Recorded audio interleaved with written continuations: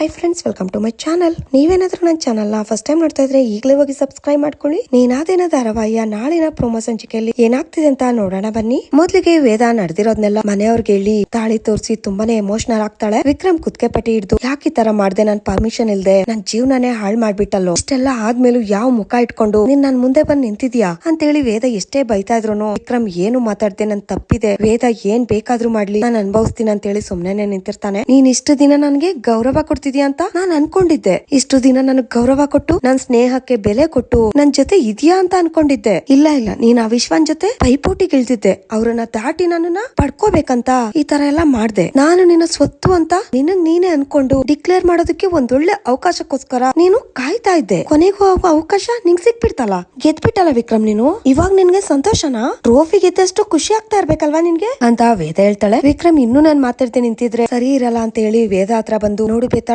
ನಾನು ಅವತ್ತು ಸಿಕ್ಕಾಬಟ್ಟೆ ಕುಡ್ದಿದ್ದೆ, ನನ್ ಬುದ್ಧಿ ನನ್ ಕೈಯಲ್ಲಿ ಇರ್ಲಿಲ್ಲ. ನನ್ಗೆ ವಿಶ್ವನ್ ಬಗ್ಗೆ ಗೊತ್ತಾಗಿದ್ದಕ್ಕೆ ನಿನ್ಗೆ ಅವನ್ ಬಗ್ಗೆ ಹೇಳೋಣ ಅಂತ ಬಂದಿದ್ದಷ್ಟೇ, ಆದ್ರೆ ಅಲ್ಲಿ ಏನೇನೋ ನಡೆದೋಯ್ತು, ದಯವಿಟ್ಟು ನನ್ನ ಕ್ಷಮಿಸ್ಬಿಡು ಬೇತಾಳ ಅಂತ ವಿಕ್ರಮ್ ಬೇಡ್ಕೊತಾ ಇರ್ತಾನೆ. ಏನ್ ನಡೀತಾ ಇತ್ತು ನಿನ್ ಮನ್ಸಲ್ಲಿ? ಅದ್ ಯಾವ ಕೆಟ್ಟ ಯೋಚನೆ ಇಟ್ಕೊಂಡು ನನ್ ಕುತ್ತಿಗೆಗೆ ನೀನು ತಾಳಿ ಕಟ್ತೆ ಅಂತ ವೇದ ಕೇಳ್ತಾಳೆ. ನಾನು ಆತರ ಏನು ಯೋಚನೆ ಮಾಡಿಲ್ಲ ಬೇತಾಳ, ನನ್ನ ನಂಬು ಅಂತ ವಿಕ್ರಮ್ ಹೇಳ್ತಾನೆ. ಸರಿ ಆಯ್ತು ಬಾ ಅಂತೇಳಿ ವಿಕ್ರಮ್ ನ ಮೇಲೆ ಎಪ್ಸಿ ತಾಳಿನ ವಿಕ್ರಮ್ ಕೈಲಿ ಕೊಟ್ಟು, ನೋಡು ಇವಾಗ ನೀನ್ ಕಟ್ಟಿರೋ ತಾಳಿನ ನೀನೇ ಕಿತ್ತಾಕ್ಬಿಡು, ಈ ತಾಳಿ ನನಗ್ ಬೇಡ ಅಂತ ವೇದ ಹೇಳ್ತಾಳ. ಮಾತನ್ ಕೇಳಿದ್ದೆ ಉಮ್ಮಗೆ ಏನ್ ಆಗ್ತದೆ ಇಲ್ಲ ಅಂತ ಗೊತ್ತಾಗ್ದೆ ತುಂಬಾನೇ ಶಾಕ್ ಆಗುತ್ತೆ. ವಿಕ್ರಮು ಏನ್ ಮಾಡ್ಬೇಕು, ತಾಳಿ ಕಿತ್ತಾಕ್ಬೇಕಾ ಬಿಡ್ಬೇಕಾ ಅಂತ ಗೊತ್ತಾಗ್ದೆ ತಾಳಿನೇ ನೋಡ್ತಾ ನಿಂತಿರ್ತಾನೆ. ಅಲ್ಲಿಗೆ ನಾಳಿನ ಪ್ರೋಮೋ ಸಂಚಿಕೆ ಮುಕ್ತಾಯವಾಗಿದೆ. ವಿಡಿಯೋ ಇಷ್ಟ ಆಗಿದ್ರೆ ಲೈಕ್ ಮಾಡಿ, ಶೇರ್ ಮಾಡಿ, ಕಮೆಂಟ್ ಮಾಡಿ. ಹಾಗೆ ನೀವೇನಾದ್ರೂ ಫಸ್ಟ್ ಟೈಮ್ ನಮ್ ಚಾನಲ್ ನ ನೋಡ್ತಾ ಇದ್ರೆ ಈಗಲೇ ಹೋಗಿ ಸಬ್ಸ್ಕ್ರೈಬ್ ಮಾಡ್ಕೊಳ್ಳಿ.